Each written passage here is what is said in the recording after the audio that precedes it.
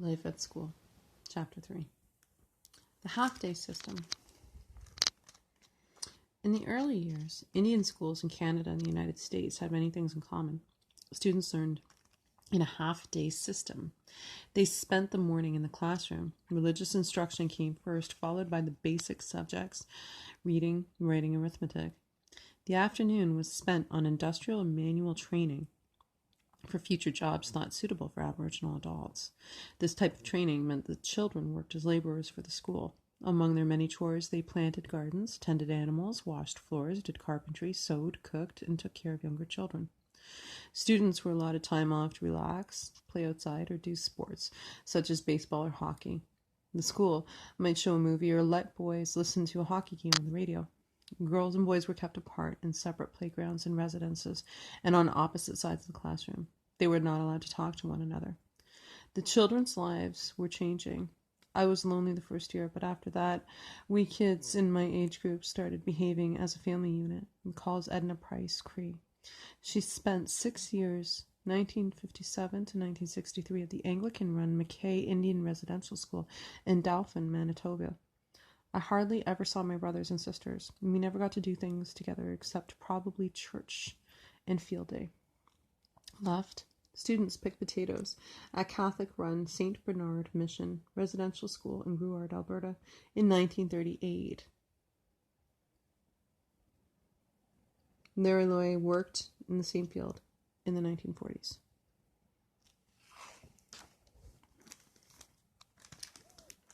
The staff. Missionaries and military men.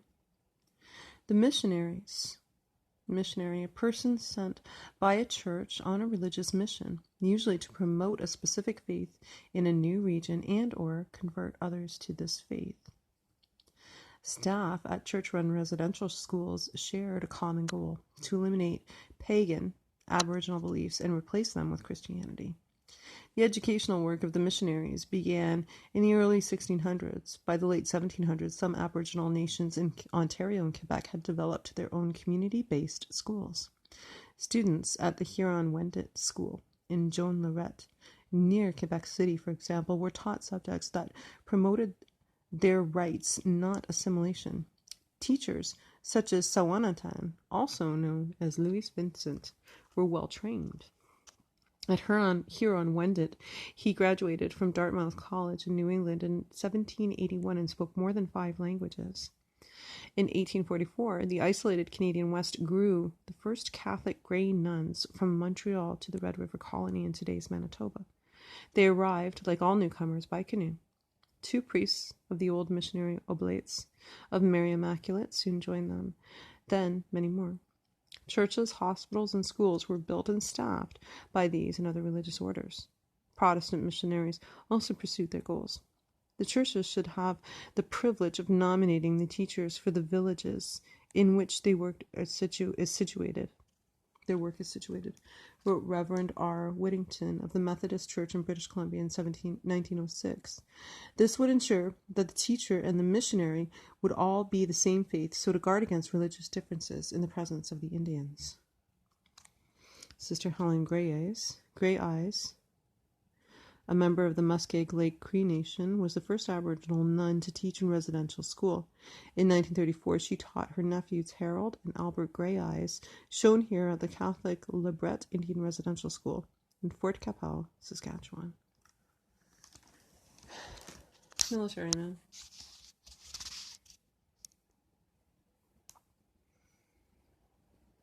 Residential schools in Canada and the United States adopted the military model in the late 1800s. Principals and staff often came from an army background. On the first day at St. George's Indian Residential School in 1919, Bill Walcom, Nklapamu, was 5 years old. He recalls they lined us up, and the principal and his son walked down the line looking us over. The son was dressed in white, wearing boots, looking superior. He was about my age. One of my friends whispered to me in our language, "Clean him up." So I jumped that boy. I was pulled out of line in front. The principal asked my older sister to interrupt. I got hit 3 times and pretended to be hurt. After it was over, I smiled. Tell him not to smile, or I'll give him some more, the principal told my sister. In all schools, the principals work closely with a local Indian agent. In 1939, Mi'kmaq parents of children in Shubenacadie, is the Indian residential school in central Nova Scotia, wanted their children home for Christmas. The Indian agent refused. He reported to the Department of Indian Affairs. These went so far as to have a man go to school for the children, but they did not get the children. The principal would not let them take them. Boys walk in formation. In 1905, under the watchful eye of supervisor at St. George's Indian Residential School, Anglican Lytton, British Columbia.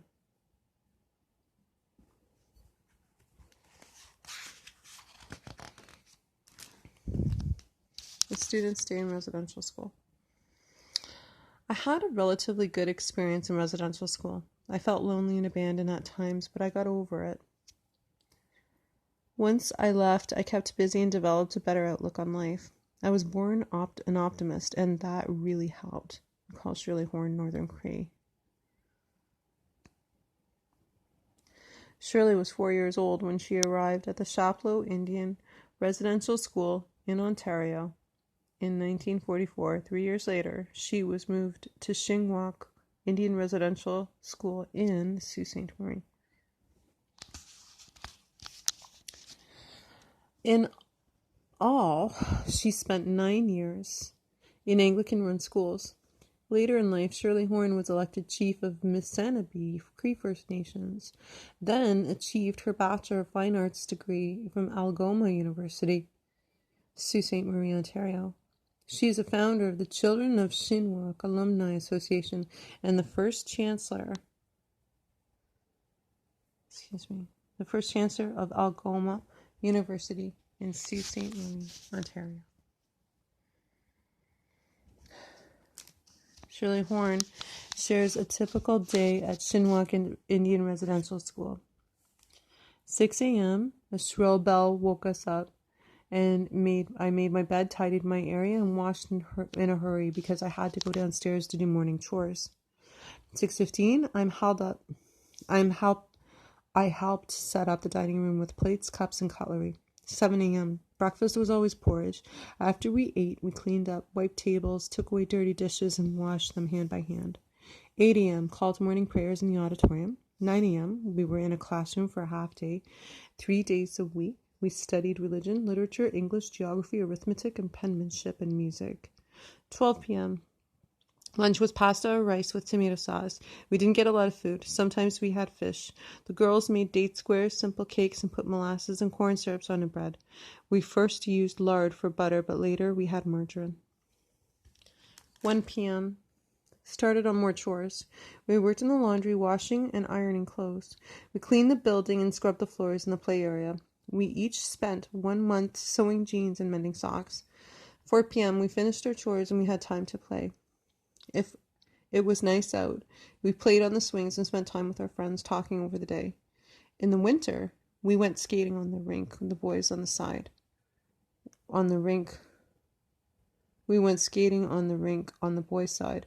The girls went for long walks nearly every day. 4:30 p.m., back to the kitchen, preparing the dining room. 5, supper.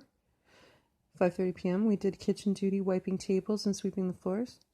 6 p.m., recreation time in winter. We had meetings such as brownies, Girl Guides once a week. We could earn badges. Girl Guide leader as a supervisor from the school were nice people. They treated us with kindness.